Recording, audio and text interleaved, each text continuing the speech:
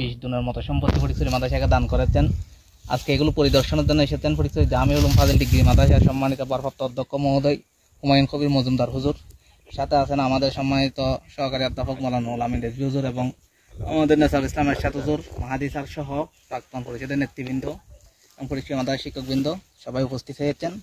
আসলে ফটিকছড়ি মাদ্রাসার এতগুলো সম্পদ আছে, এগুলো আমরা শুধু শুনি, কখনো দেখি নাই। তো আজকে হুজুরের সাথে আমাদের সৌভাগ্য হলো এসে দেখে যাওয়ার। এগুলো আমরা চেষ্টা করব মাদ্রাসার সম্পদ যেন মাদ্রাসা বুক করতে পারে। সবাই অবগত আছেন এগুলো দীর্ঘদিন ধরে মাদ্রাসা এখানে কোনো অবশিষ্ট অংশ পাই না, দলিলের মধ্যে স্পষ্ট উল্লেখ থাকার পরেও আমরা ফটিকছড়িবাসীর সকলের রাজনৈতিক নেতৃবৃন্দ, প্রশাসনিক নেতৃবৃন্দ সকলের সহযোগিতা কামনা করছি।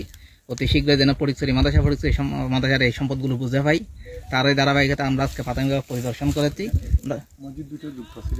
এবং এটার সাথে সাথে এখানে ফটিকছড়ি মাদ্রাসার সাথে সাথে আমাদের ফটিকছড়ি কোট মসজিদ যেটা আছে, কোট মসজিদের একটা অংশ এখান থেকে পাই এবং ফটিকছড়ি যেটা কেন্দ্রীয় মসজিদের একটা অংশ এখানে আছে। তো এই আজকে দীর্ঘদিন ধরে এগুলো কেউ কেন্দ্রীয় মসজিদে পাচ্ছে না, কোট মসজিদে পাচ্ছে না, ফটিকছড়ি মাদ্রাসায় পাচ্ছে না এই সম্পদের অংশগুলো। এখানে বিশাল এরিয়া, আমাদের পাইয়ে হেঁটে প্রায় 2 ঘন্টা সময় লেগেছে সবগুলো পরিদর্শন করতে। এখনো আমরা সব শেষ করতে পারি নাই, আরো অনেক জায়গা বাকি রয়েছে। এতগুলো সম্পদ থাকার পরেও আজকে ফটিকছড়ি মাদ্রাসার এই অবস্থা।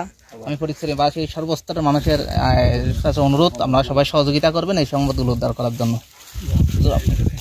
জি, আসসালামু আলাইকুম রাহমাতুল্লাহ। আসলে ফটিকছড়ি জামিউল উলুম সিনিয়র মাদ্রাসা এটা অত্যন্ত প্রাচীন একটা প্রতিষ্ঠান। আমরা যতটুকু জানছি এখানে 18 জন না প্রায় 82 জন সম্পদ এই মাদ্রাসার নামে ছিল, কিন্তু তদারকি এবং উপযুক্ত ব্যবস্থাপনার কারণে মাদ্রাসার সম্পদগুলো হাতছাড়ার পথে। এখনও প্রায় 22.5 জন সম্পদ মাদ্রাসার নামে আছে, কিন্তু মাদ্রাসা আসলে এটা এর থেকে কোনো সুবিধা পাচ্ছে না।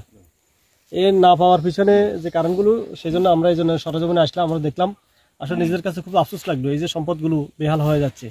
তো আমরা সকলের কাছে বিনীত অনুরোধ করছি, আপনাদের সহযোগিতা চাই যাতে করে আমরা এই সম্পদগুলো আমরা যেন উদ্ধার করতে পারি এবং মাদ্রাসা যেন যথাযথ সম্মান যেটা মাদ্রাসা পাওয়া না সেটা যেন বুঝে পায়।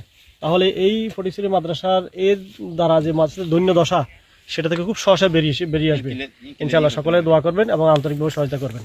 আসসালামু আলাইকুম।